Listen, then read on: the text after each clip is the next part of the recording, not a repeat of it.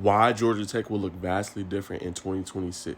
Another player has hit the transfer portal for the Yellow Jackets. We know it's been a number of players: Aaron Fallow, Tana Alo, Tuapoli, and then also now Bailey Stockton. Now, there's been a lot of changes in why it's going to be a different team. It also let go Darius Eubanks, linebacker coach, who's no longer with the team, and also Coach Corey Peoples, who was really big, developing the safeties on the back end. This past year, remember, y'all, we've seen Phoenix Felton have good games. Tate Harris have big games. He's no longer there. They hired the co-defensive coordinator, Vinny Susuri, from Florida.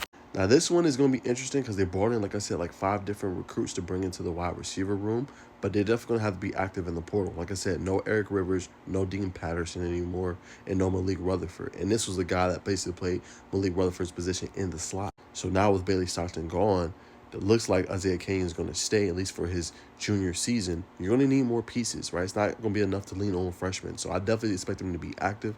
I expect them to get at least 3 or 4 guys potentially out of the portal just at the wide receiver position alone. Now, Stockton, like I said, he was a player, just a real big change mover, right? You're not going to be impressed by the stats, the 439 and the 1 tub, but he was a guy that was pretty consistent on third down. He was a guy that when Malik Rutherford went down sometimes in games, he would step up big for them and come up with big-time catches. Now, he led them in receiving in the first game of the season going against Colorado. 4 catches and 42 yards.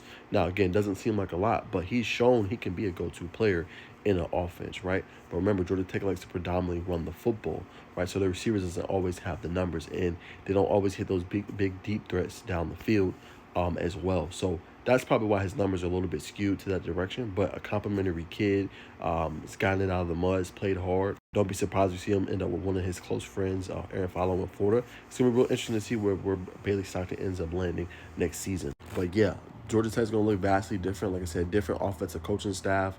Buster Faulkner in Florida took a whole bunch of coaches with him. No more of the defensive coaches like that. I think they still got Kobe Jones, but like I said, no longer have Coach Corey Peoples, no longer have Darius Eubanks. So it's going to be interesting, man. It's going to be a vastly looking different team. And they're going to have to really hit on this portal, which opens tomorrow. And they're going to have to land some really pristine guys if they want to have a chance to make some noise next season. But it's hard to say what this team's going to look like because you don't really know. New quarterback, it's going to be Graham Knowles potentially. They'll probably go in the portal and get a guy as well. But it's hard to really know and fathom what this team's going to look like with also don't have the running back coach anymore, Norvell McKenzie, who's at Virginia Tech.